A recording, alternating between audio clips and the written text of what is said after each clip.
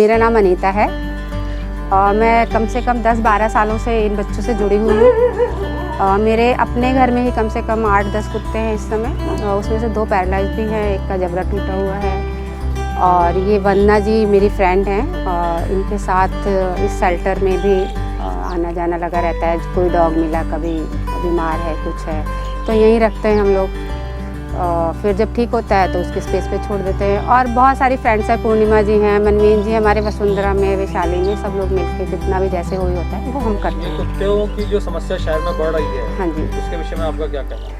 और ये कुत्तों की समस्या तो बढ़ रही है, लेकिन आप देखिए ना कि करने वाले कितने लोग हैं। 100 में से कोई एक करता है। हम लोग देखो, मैं सिर्फ कम करने की, समस्या ख़त्म करने का सिर्फ स्टरलाइजेशन ही है, उसके अलावा और कुछ भी नहीं है। स्टरलाइज करवाएंगे, पॉपुलेशन कम होती जाएगी धीरे धीरे, इसके अलावा और कोई ऑप्शन है ही नहीं। तो इसमें अगर गवर्नमेंट साथ दे, हम लोग कितना करा पाते हैं। अपना एरिया, मेरा एरिया है समझ लो वसुंधरा में 2-4-5 किलोमीटर का, ठीक है, तो वहाँ हमने करा रखा है। कम से कम आप सोचो 8-10 साल से, 5-6 साल से कोई पपी नहीं है। लोग छोड़ जाते हैं बोरे में भर के, या कोई फीमेल कहीं से आ गई, प्रेग्नेंट ही आ गई।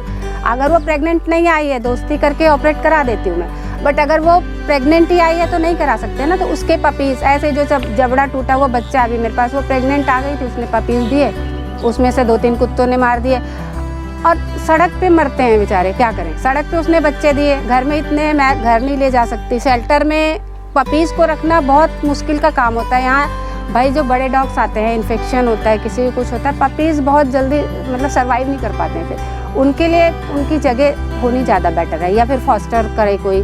लेकिन हमारा प्रॉब्लम क्या है, करने वाले बहुत कम लोग हैं। 100 में से कोई एक करता है। मेरी सोसाइटी में 10। स्टरलाइजेशन के अलावा भी तो कुछ समाधान हो सकते हैं? कोई समाधान नहीं है। स्टरलाइजेशन के अलावा कोई समाधान नहीं है। आज 6 से साल में 2 बार हिट पे आती है। गाजियाबाद में कितने कुत्ते हैं और उनका स्टरलाइजेशन? देखिए, मुझे इतना तो नहीं आइडिया गाजियाबाद में कितने कुत्ते हैं, फिर भी एक मोटा अंदाजा?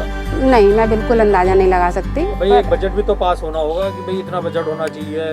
वो आप जो में कितना खर्चा आ जाता है? एक स्टरलाइजेशन में खर्चा हमारा लाना ले जाना और वहाँ डोनेशन, अगर हम गाड़ी बुलाते हैं तो वो अलग अलग चार्जेस मारते हैं। 1500 मांग लिया, कोई 3000 मांग लिया, कोई 2500 मांग लिया, तो वो अलग अलग चार्जेस मांगते हैं। क्योंकि हमारे गाजियाबाद में PFA कहने के लिए उसको टेंडर मिला है, लेकिन अभी आज बुलाओगे तो वो नहीं आएगा, वो मना कर देते हैं, या फिर वो भी पैसे मांगते हैं, तो फिर फ़ायदा क्या है ना।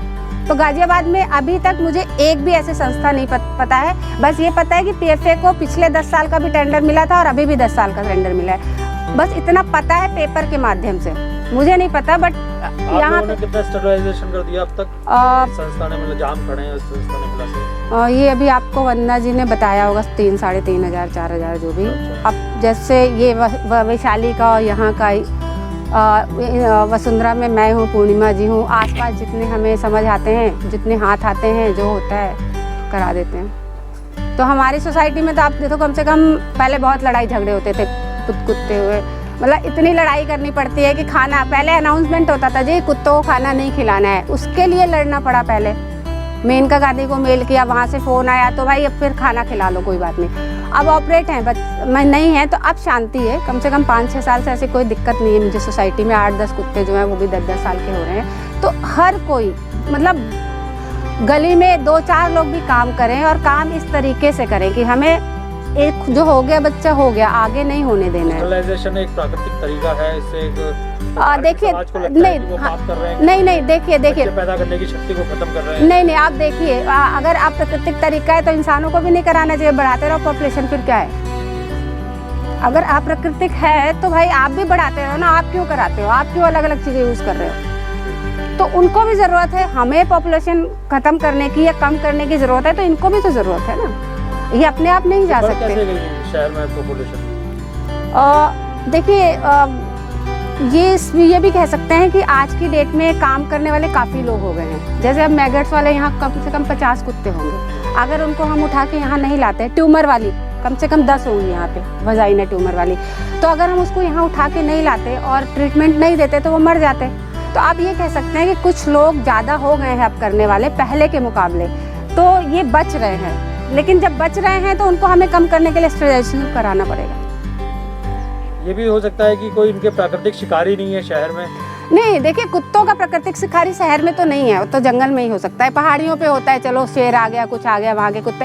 पर हम अगर समतल जगह पे बात करें, जैसे दिल्ली जैसी जगह में, लखनऊ जैसी जगह में, तो यहाँ कोई शिकारी इनका नहीं है, इंसान ही इनका शिकारी है और कोई शिकारी नहीं है। कुत्तों से कुछ फायदा भी होता है कि ये किसी मोहल्ले में देखो, रह रहे हैं तो कुत्ते इंसान के प्राकृतिक रूप से सबसे अच्छे दोस्त हैं, ठीक है। आपकी कीड़े चूहे या कुछ इस तरह की चीजों को भी खाते चूहे हैं हुए तो मारते ही हैं, बिल्कुल मारते हैं। चूहे अगर आपके घर में हैं तो चूहों को भी मारते हैं, मारते तो बिल्लियों को भी हैं, लेकिन आपका कुत्ते को कोई मारता है तो ऐसी जगह पे कुत्तों को ये आज कुत्ते क्यों रखे? एक प्रश्न ये उठता है कि आज उपभोक्तावादी समाज है, हाँ, जो हर चीज फायदे को देखता नेचर है। को बनाए रखने के लिए रखना पड़ेगा ना। इससे फायदा भगवान क्या ने है? प्राकृतिक रूप से इंसानों से क्या फायदा है? नहीं नहीं, फायदा क्यों देख रहे हैं? इंसानों से क्या फायदा है? उनको भी खत्म हो जाना चाहिए फिर तो।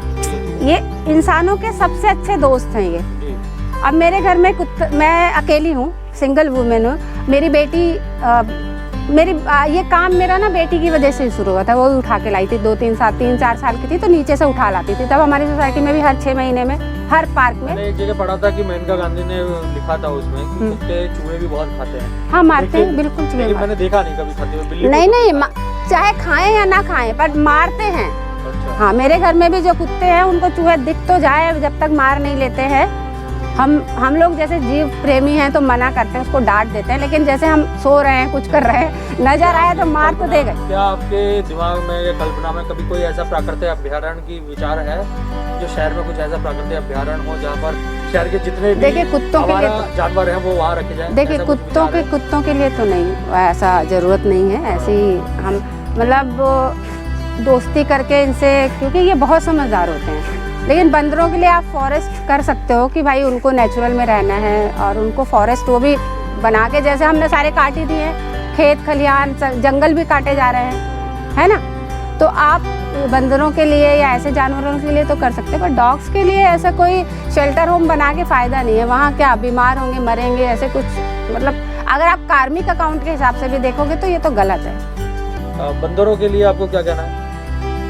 और बंदरों से मेरा कोई ज़्यादा वो तो है नहीं, मैं डॉग्स वगैरह का ही ज़्यादा करती हूँ, बट बंदरों के लिए हाँ बनाना चाहिए। क्योंकि मैं देखती हूँ जैसे कि पहले हिंडन वाला जो पुल है वहाँ इतने सारे बंदर होते थे, क्योंकि पहले वहाँ जंगल था। ये पुल वगैरह या घर वगैरह तो बाद में बने हैं। वहाँ मतलब हज़ारों की संख्या में बंदर ऊपर बैठे रहते थे। अब आज की डेट में बिल्कुल भी नहीं है, तो कम ही हो गए हैं वैसे तो, बट बनाना चाहिए। अगर आप एक जगह उनकी ख़त्म कर रहे हो तो कहीं ना कहीं बना के उनको फॉरेस्ट डिपार्टमेंट वालों को शिफ्ट करके, मतलब थोड़ी ट्रेनिंग दे के शिफ्ट करना चाहिए। बंदरों के लिए तो ये किया जा सकता है। आवारा कुत्तों के संदर्भ में सरकार और समाज आवारा का क्या मतलब है?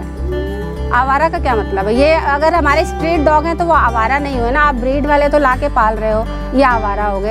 इन्हें भी पाल सकते हैं, ऐसी बात नहीं। आवारा क्या होता है? अगर उनको खाना नहीं मिल रहा है, सड़क पर रह रहा, आवारा हो गए, ऐसा नहीं है ना। इस संदर्भ में आपके सरकार और समाज से क्या अपील है? और सरकार से यही अपील है कि थोड़ा सा स्टरलाइजेशन पे ध्यान दें। जो काम कर रहे हैं उनकी हेल्प करें।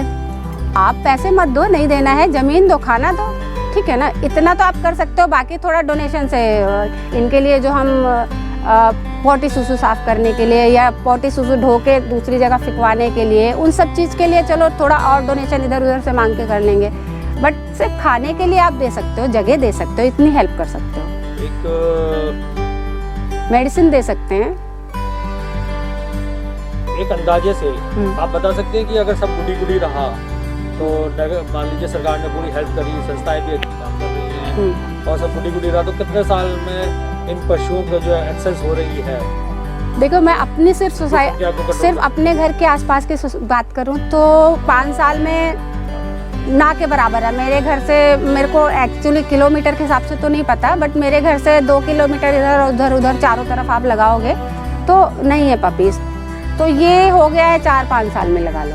क्योंकि मैं 10 साल से कर रही हूँ, तो शुरू में तो हमें भी नहीं पता था ना क्या था। जब हम उठा के लाए थे तो हमें नहीं पता स्टरलाइजेशन क्या होता है, इसकी दवाई क्या है, उसकी दवाई क्या है, ठीक होता है नहीं होता है। पहले तो डॉक्टरों पे इतना खर्चा, रोज़ डॉक्टर के बैठे रहते थे। अब 10 साल में इतना हो गया।